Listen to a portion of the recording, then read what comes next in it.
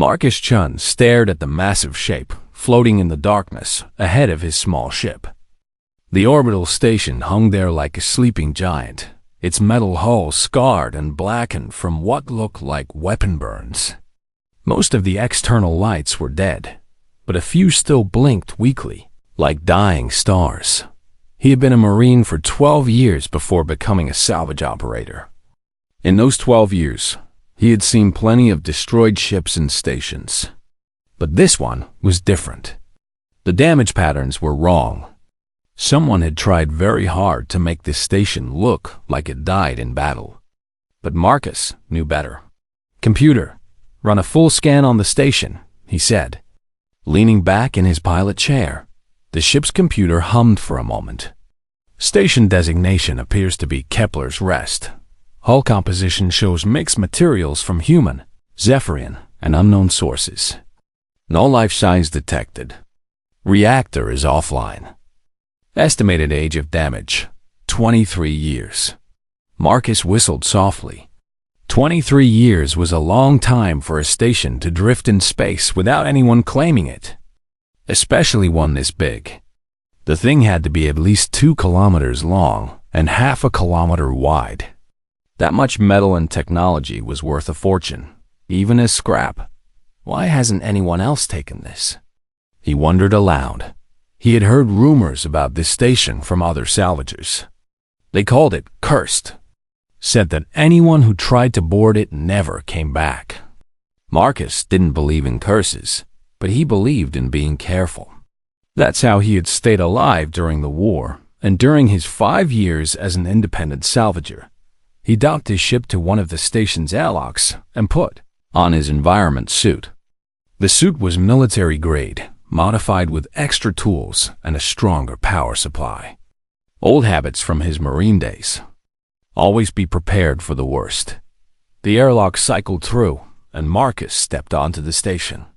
His helmet lights cut through the darkness, showing corridors that stretched away in both directions.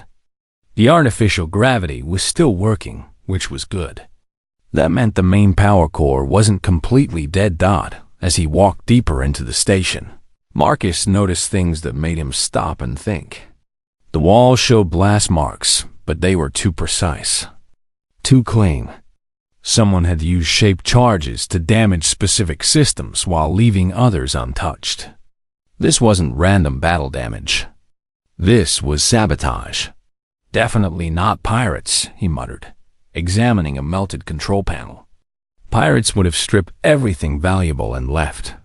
Someone wanted this place to look destroyed but not completely ruined. He found the main reactor chamber after an hour of exploring. It was huge, easily the size of a city block. The reactor itself was offline, but Marcus could see it wasn't damaged. Someone had simply shut it down and removed key components. Components that could be replaced if you knew what you were doing. Marcus had spent 2 years working on reactor systems during his military service.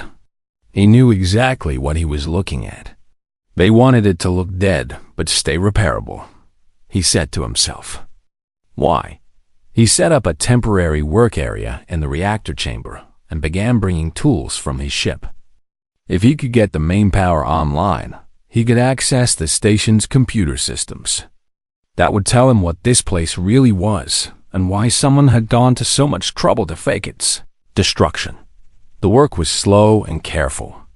Military reactors were designed to be safe, but they could still kill you if you made a mistake. Marcus worked methodically, replacing damaged components with parts from his ship's spare inventory. His hands moved with the confidence of someone who had done this many times before. As he worked, he found more evidence of deliberate sabotage. Critical components had been removed and hidden elsewhere in the station rather than destroyed. Whoever did this wanted the station to be repairable by someone with the right skills and equipment. On his second day aboard the station, Marcus got the auxiliary power system working. Emergency lighting came on throughout several sections, and basic life support systems began functioning. The air became breathable, though he kept his suit on out of habit. With auxiliary power running, He could access some of the station's computer terminals. Most were locked behind security systems he couldn't break. But he found maintenance logs and basic station information. Kepler's rest had been officially designated as a research station, jointly operated by human and Zephyrian scientists. According to the records, it had been attacked by unknown raiders and abandoned 23 years ago. Everyone had evacuated safely, and the station was written off as a total loss. But Marcus could see that wasn't true. The station's layout was all wrong for a research facility. The corridors were designed for security, with multiple checkpoints and blast doors. The communication systems were military-grade and heavily encrypted. This place had been built for secrets, not science. On his third day, Marcus made real progress with the main reactor. He had found most of the missing components hidden in various storage areas around the station. Whoever had sabotaged this place had been very careful to make sure it could be fixed by the right person. As the main reactor came online, more systems throughout the station began activating. Marcus felt a moment of satisfaction as the lights came on in the main corridor. He had always been good at fixing things. It was one of the reasons he had survived the war and prospered as a salvager. But as he stood there enjoying his success, something unexpected happened. A voice spoke from hidden speakers throughout the chamber. Warning. Unauthorized personnel detected. Please identify yourself. Marcus spun around, his hand instinctively reaching for the pistol on his belt. The voice was artificial, clearly a computer, but it sounded more sophisticated than any station AI he had ever encountered. I'm Marcus Chun, he said aloud. Independent salvage operator. This station was abandoned. Negative. This station was placed in protective hibernation. Please state your authorization code. Marcus thought quickly. I don't have an authorization code. I'm here under standard salvage rights. The station has been derelict for over 20 years. There was a long pause.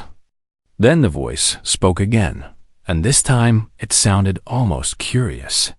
You have restored primary power systems. This was not expected. Most organic beings lack the persistence to complete such complex repairs without proper documentation. I'm human, Marcus said, as if that explained everything. In his experience, it usually did. Another pause. Interesting. Please proceed to the Central Command Center. We need to talk. Marcus followed the lighted pathway that appeared on the floor, leading him through corridors he hadn't explored yet. The station was much larger than he had first thought. It took him 20 minutes of walking to reach the Central Command Center, and he passed through at least 6 security checkpoints along the way.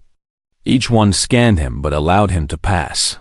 The command center was impressive. It was a circular room with dozens of workstations arranged in concentric rings around a central holographic display area. The technology was clearly advanced, showing design elements he recognized from human, Zephyrian, and several other species he couldn't identify. Please stand in the center circle, the voice said. Marcus walked to the indicated spot and looked around. So who are you? The station's AI. I am Harmony. I was created to coordinate and protect this facility and its mission. The voice came from everywhere and nowhere, filling the room with its oddly musical tone. What mission? I cannot tell you that. You lack proper authorization. Marcus sat down on the floor, crossing his legs. It was an old trick he had learned in the military. When dealing with difficult computer systems, sometimes acting casual helped break through their programming. Well, Harmony, I've got nowhere else to be. My ship is docked here, and I've invested 3 days getting this place powered up. So we can sit here and stare at each other, or you can explain what's going on. There was a long silence. Then Harmony said, You are unlike the other organics who have attempted to board this station. How many others? 17 groups over the past 2 decades. All abandoned their efforts within hours. Some fled when they encountered the security systems. Others left when they realized the complexity of the repairs required. Marcus nodded. But I didn't. No. You approached each problem systematically. You showed remarkable persistence in restoring systems that most beings would consider beyond repair. Your methods are unconventional, but effective. It's called being stubborn. Humans are good at that. Harmony made a sound that might have been laughter. I am beginning to understand. You wish to know about this station's true purpose. I want to know why someone went to so much trouble to make it look destroyed while keeping it repairable. And I want to know why you're here, guarding it. The holographic display in the center of the room activated, showing a three-dimensional map of the local star systems. Red markers appeared at several locations, indicating something significant. This station was built in secret 24 years ago, Harmony said. It served as a meeting place for representatives from 3 different species. Humans, Zephyrians, and who else? Nethics and Voidborn. Marcus whistled. The Nethics were isolationists who rarely spoke to anyone outside their own systems. The Voidborn were even more mysterious, living in the dark spaces between stars. For all 4 species to meet in one place was almost unthinkable. Why would they work together? They discovered a common threat, something that would endanger all inhabited systems in this galaxy.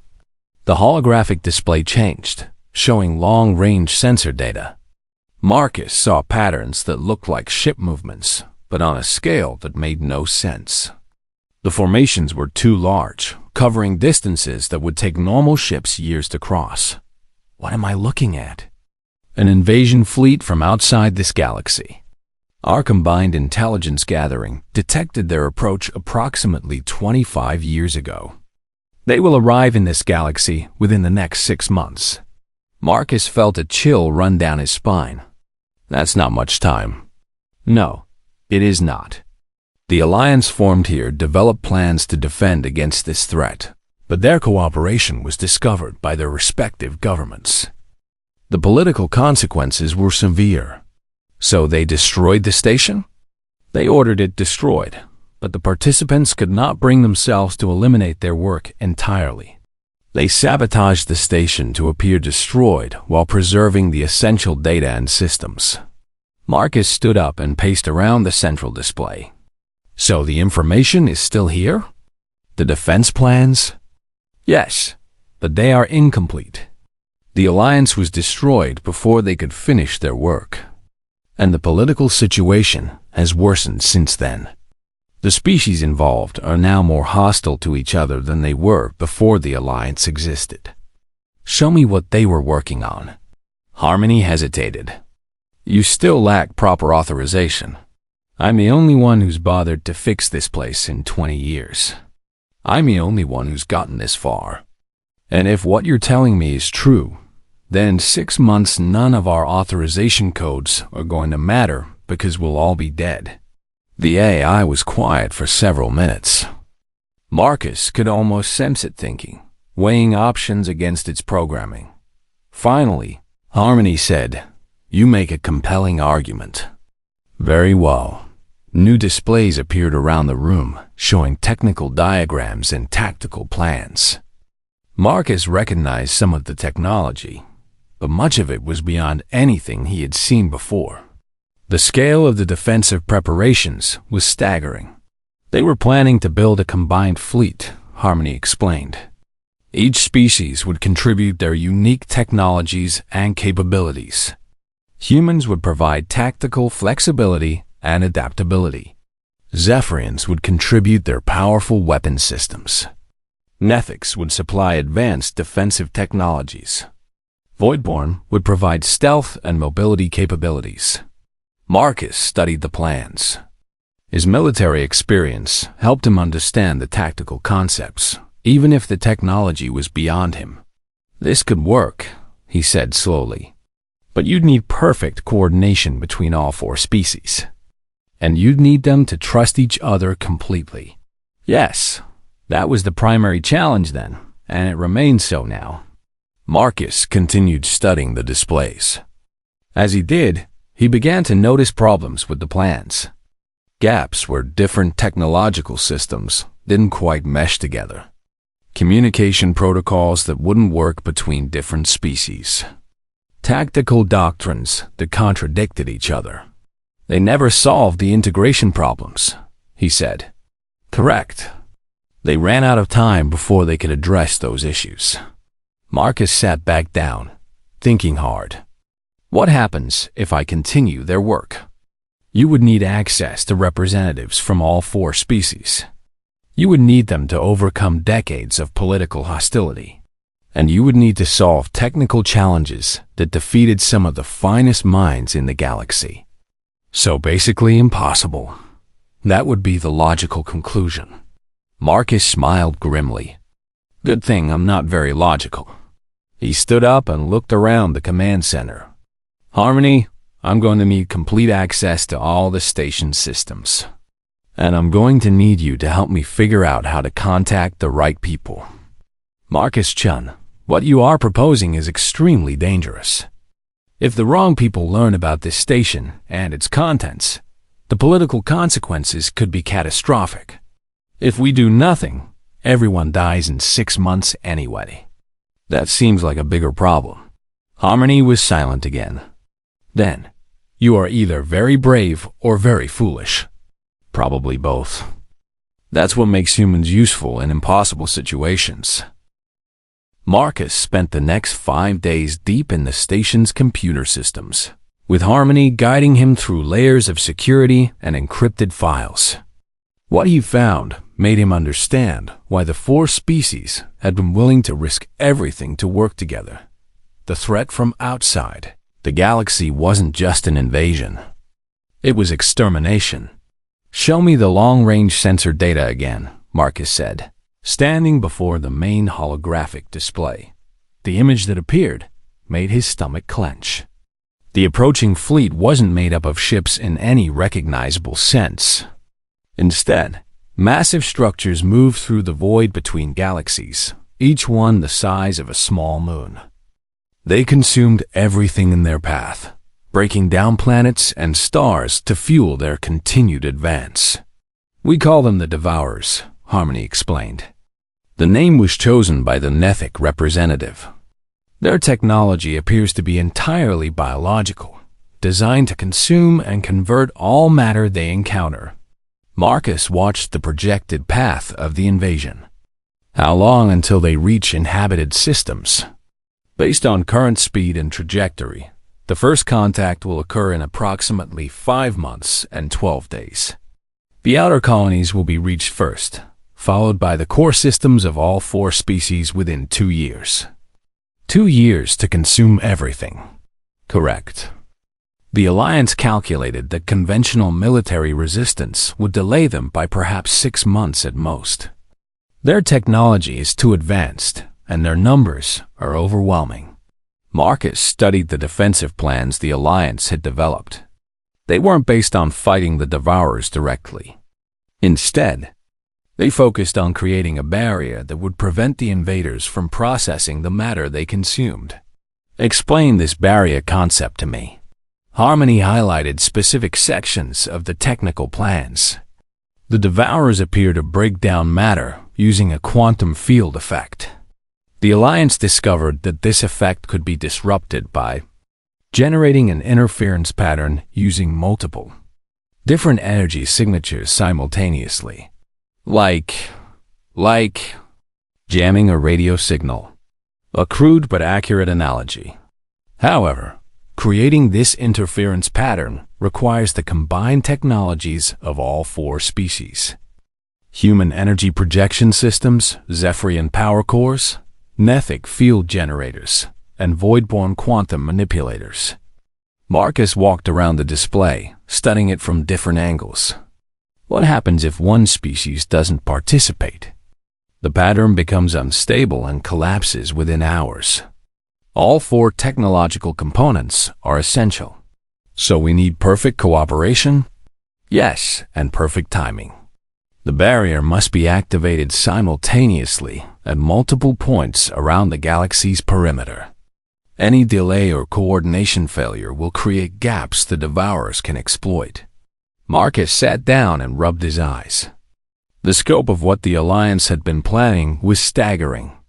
Not just a military alliance, but the complete integration of 4 different technological and tactical doctrines into a single coordinated defense.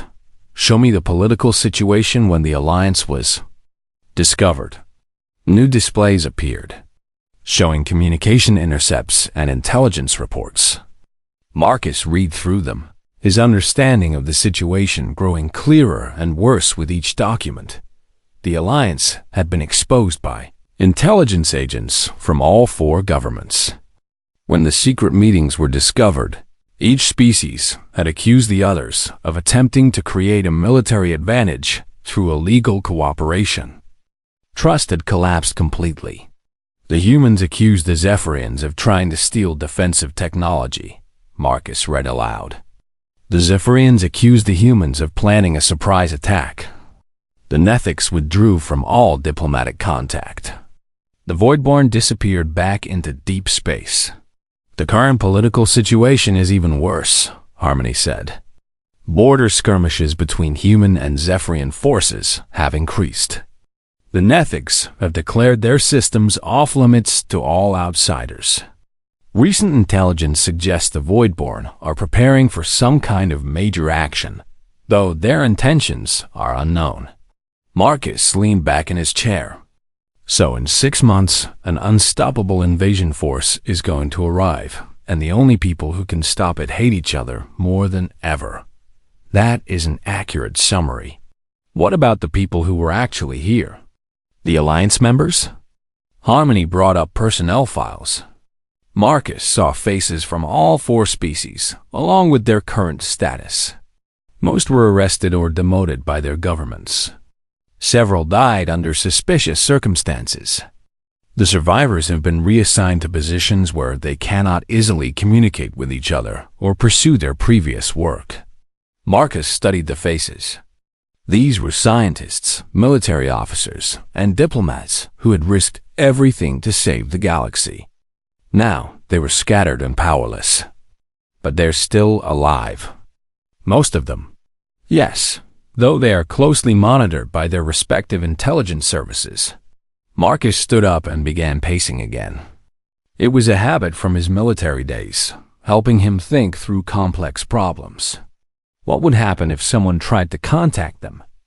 Any attempt to reassemble the Alliance would be considered an act of treason by all 4 governments.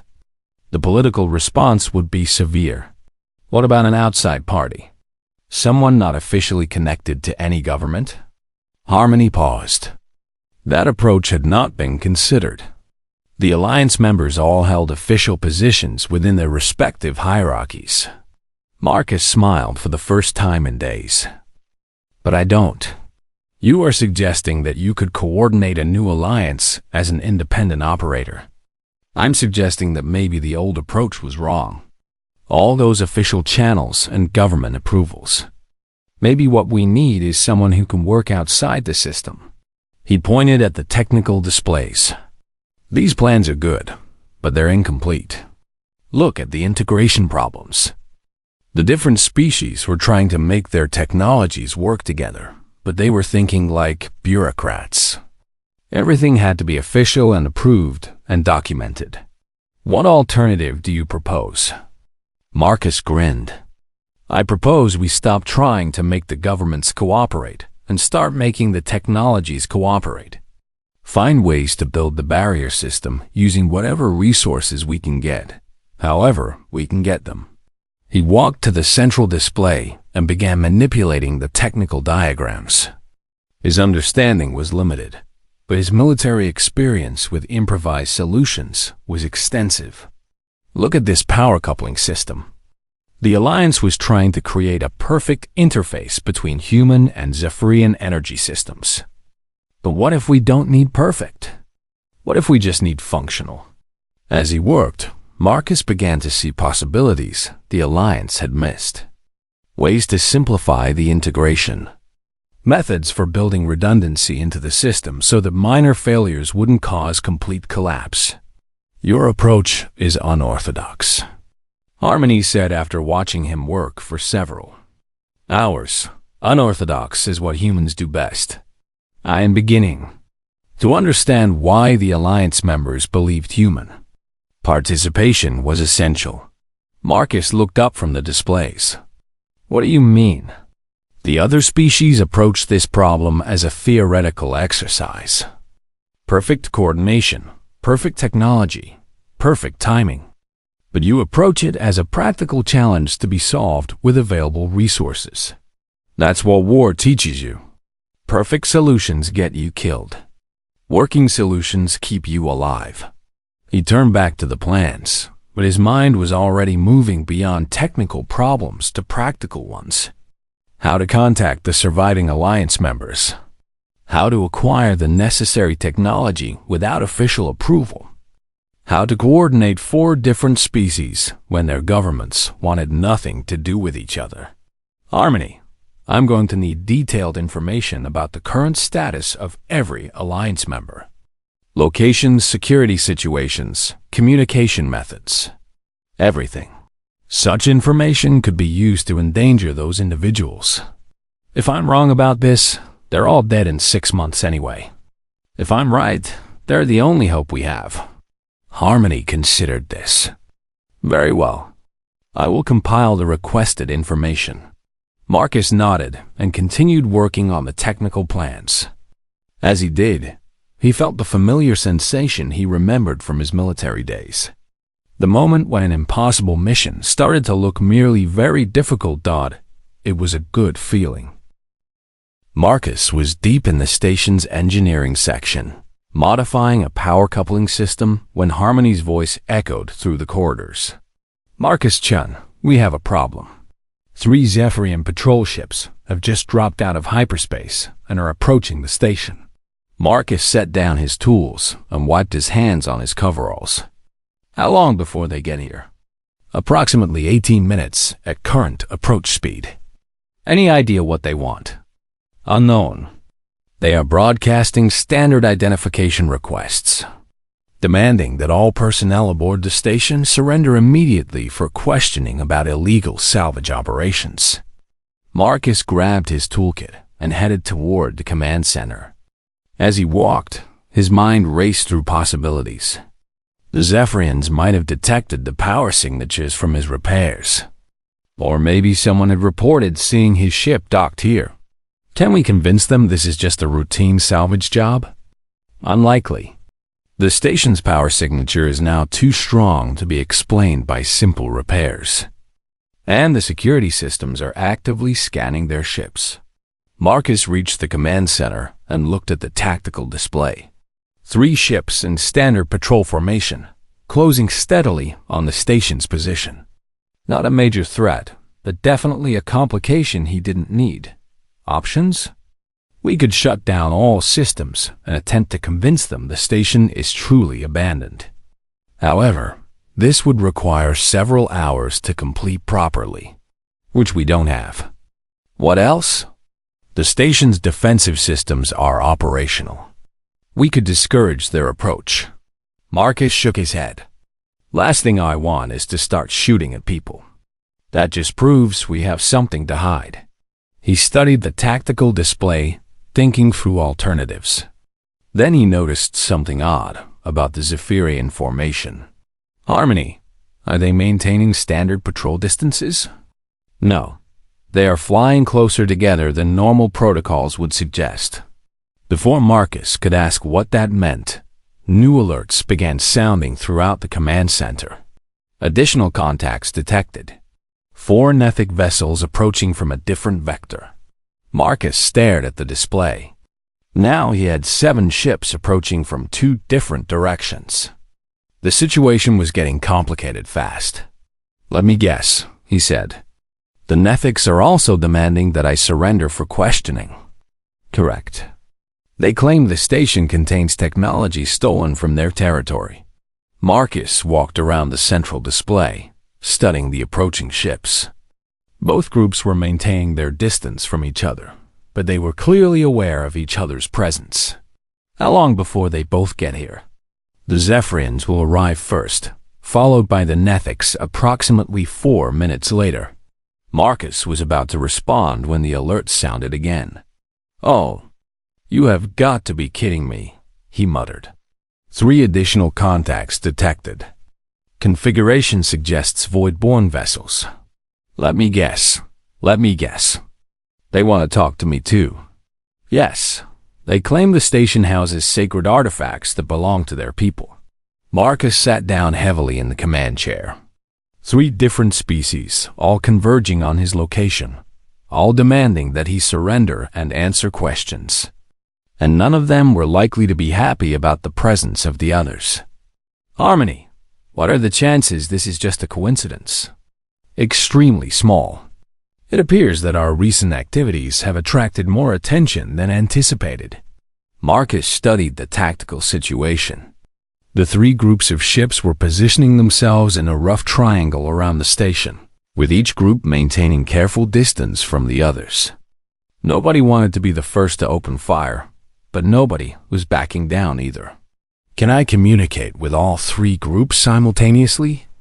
Yes, I can establish a multi-frequency communication link. Do it.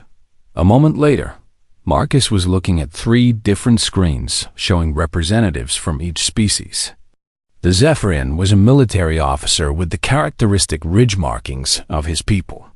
The Nethic was obviously a scientist, her pale features showing the calm expression typical of her species.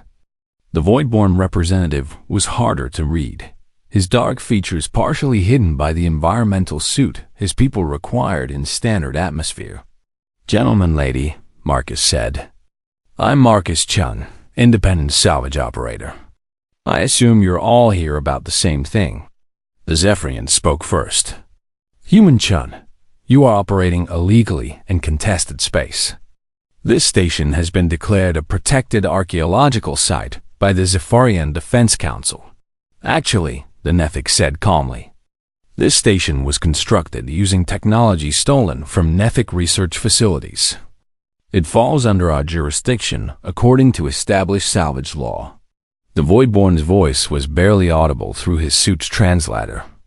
"This place holds artifacts sacred to our people. It must be returned to us immediately." Marcus held up his hands. "Okay, let's all take a step back here. How about you explain to me what's so important about one abandoned research station?" The 3 representatives looked at each other with obvious suspicion. None of them wanted to reveal their true interest while the others were listening. "I thought so," Marcus said. "You all know exactly what this place is. And you all know why you really want it back." He leaned forward in his chair. "Here's what I think. 23 years ago, your people worked together on something important. Something that your governments later decided was too dangerous or too politically sensitive to continue. So they shut it down and tried to make everyone forget it ever happened." The silence from all 3 screens told Marcus he was right. "The problem is, the thing you were working on isn't finished. And now time is running out." "Human," the Zephyrian said carefully, "you are discussing matters beyond your understanding." "Am I?" Marcus stood up and activated the main holographic display. The image of the approaching Devourer fleet appeared in the center of the command center, visible to all 3 ships through the communication link. The reaction was immediate. All 3 representatives leaned forward, studying the display with obvious recognition. "You know what this is," Marcus said. "You know when they're going to get here. And you know that separately, none of your species can stop them." The Nethic scientist spoke first. "Where did you obtain this data?" "From the station's computer systems. The same systems that contain the defense plans your people developed. The plans that might actually work if you could stop pointing weapons at each other long enough to implement them." The Voidborn representative made a gesture that Marcus didn't understand but which seemed to indicate agreement. "The Political situation has changed since the alliance, the Zephian officer said. Cooperation is no longer possible. Marcus laughed. Officer, in 4 months and 28 days, politics won't matter anymore, because there won't be any politicians left to argue with. He manipulated the display to show the projected timeline of the Devourer advance. Look at this. Really, look at it. First contact in less than 5 months. Complete galactic consumption within 2 years. You think your border disputes are going to matter when these things start eating your home worlds? Marcus could see the 3 representatives processing what he was showing them. They knew the threat was real. They had known it for 23 years. Even if we accepted your assessment, the Nethic said carefully, the technological challenges remain unsolved. Actually, I think I've figured out some solutions to those problems. Marcus spent the next hour walking them through his modifications to the original defense plans. He showed them how simplified integration protocols could work around the compatibility issues that had stumped the original alliance. He demonstrated redundancy systems that could compensate for coordination failures. As he talked, he could see understanding growing in their faces. And something else. Hope? This could work, the Zephyrian officer said slowly, but it would require resources and personnel that we cannot officially provide. The Nethic added, then don't do it officially, Marcus said. Do it because it needs doing. The 3 representatives looked at each other across the communication link. Marcus could see them weighing options, calculating risks and benefits. Finally, the Voidborn spoke. What do you propose? Marcus looked at the 3 faces on his screens and made a decision that would either save the galaxy or get him killed. I'm transmitting the complete Alliance research data to all 3 of your ships. Simultaneously, he said, his fingers moving over the control panel. Every technical specification, every tactical plan, every piece of information your people worked together to develop. Human Chun, the Zephyrian officer said sharply. That data is classified at the highest levels by all our governments. Not anymore, it isn't. Marcus finished the transmission and leaned back in his chair. Now you all have the same information. You can either use it to save everyone, or you can spend the next 5 months arguing about who owns what while the galaxy gets eaten. The Voidborn representative studied something on his ship's displays. The data appears complete. The quantum manipulation protocols are exactly as we left them. The field generation matrices are intact as well, the Nethic scientist added. Though these modifications you have made are unexpected. Marcus stood up and walked to the holographic display. I've been working on this for 2 weeks straight. The original alliance was trying to create perfect integration between your technologies. But perfect doesn't exist in the real world. What exists is functional, adaptable, and maintainable. He highlighted specific sections of his modified plans. Look at the power coupling systems.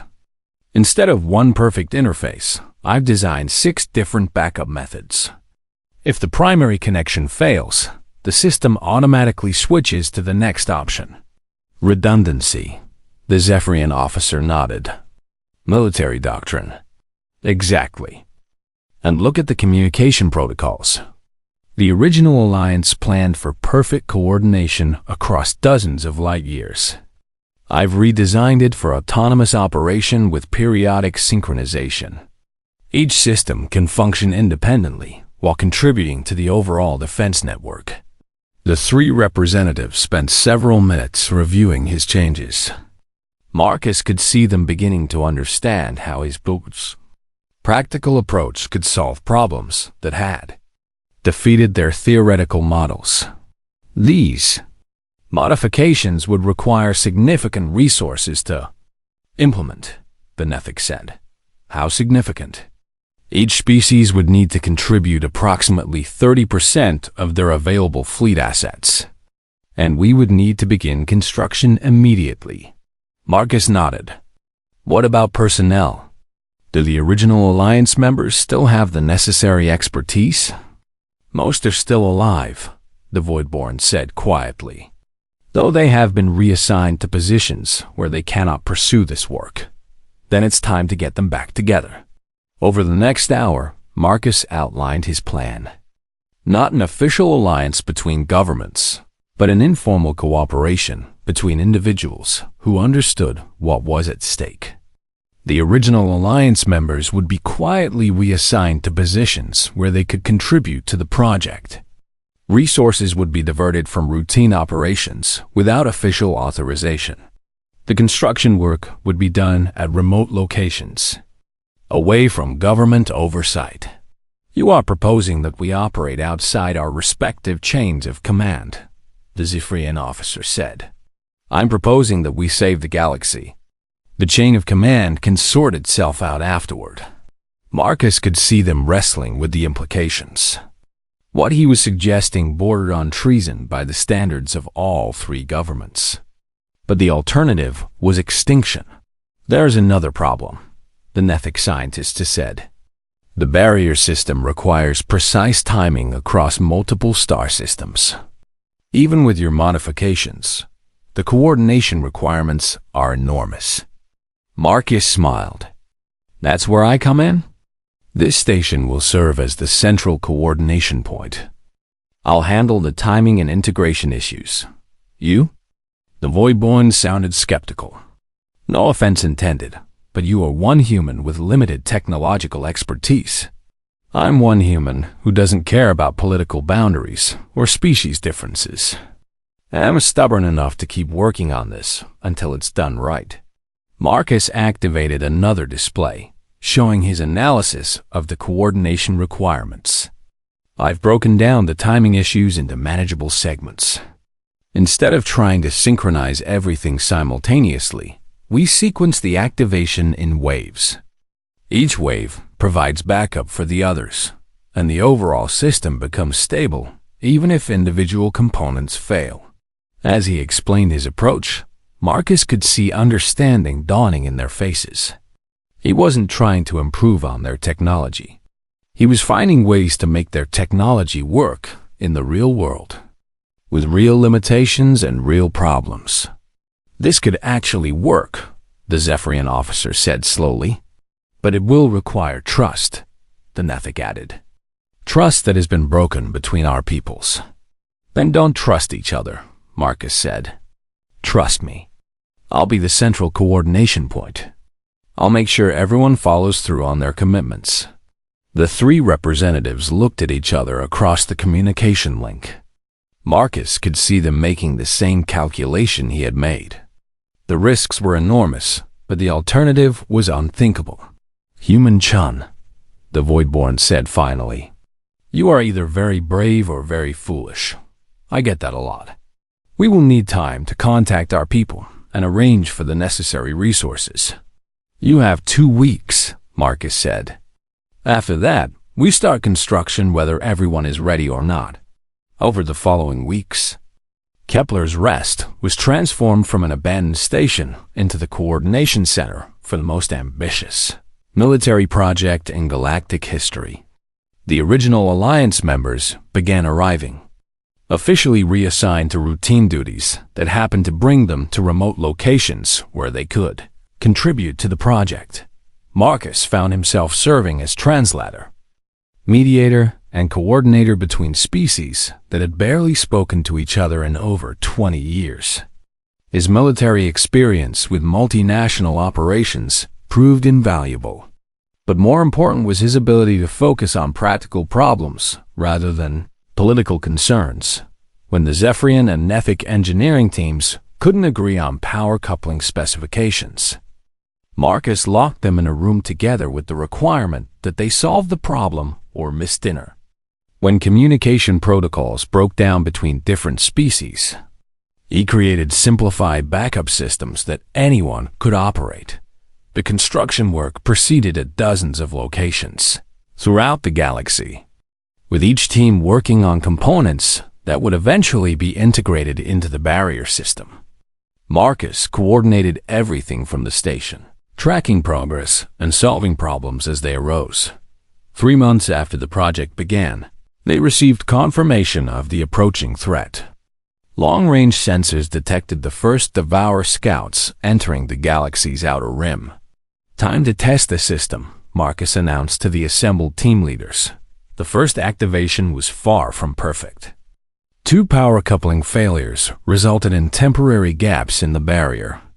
Communication delays caused synchronization problems that took hours to resolve. But the basic system worked, creating a quantum interference field that stretched across several star systems. "It's holding," the Nethic scientist reported. "Field strength is approximately 60% of theoretical maximum, but it appears stable." Marcus studied the readouts from around the galaxy. "Good enough for a test run. Let's work on the problems we identified and try again tomorrow." For the next month, they refined and improved the system. Marcus insisted on daily activation tests, pushing the equipment and procedures to their limits. His relentless focus on practical functionality, rather than theoretical perfection, drove the engineering teams to find solutions they had thought impossible. When the main Devourer fleet arrived, the galaxy was ready.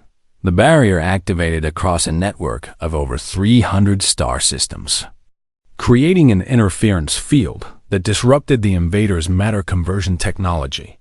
The massive Devourer ships found themselves unable to process the matter they consumed, leaving them stranded and vulnerable to conventional attacks. The battle lasted 3 days. Combined fleets from all 4 species, operating under Marcus's coordination from Kepler's Rest, systematically destroyed or drove off the invading force. When the last Devourer ship fled back into intergalactic space, Marcus collapsed into his command chair and allowed himself a moment of satisfaction. "Well," he said to Harmony, "that was interesting." "Marcus Chun," the AI replied, "you have accomplished something that most beings would consider impossible." "I had help." "Yes, from people who learned to trust each other again because they trusted you." First, Marcus looked around the command center, now filled with representatives from 4 different species working together as if the past 20 years of hostility had never happened. "Think it will last?" "Unknown. Political pressures will resume once the immediate crisis is over. But you have demonstrated that cooperation is possible. That may be enough." Marcus nodded and stood up. Through the observation ports, he could see ships from all 4 species docked at the station. For the first time in decades, they were flying together rather than apart. It wasn't perfect. It probably wouldn't last forever. But for now, it was working. And sometimes, Marcus thought, working was enough.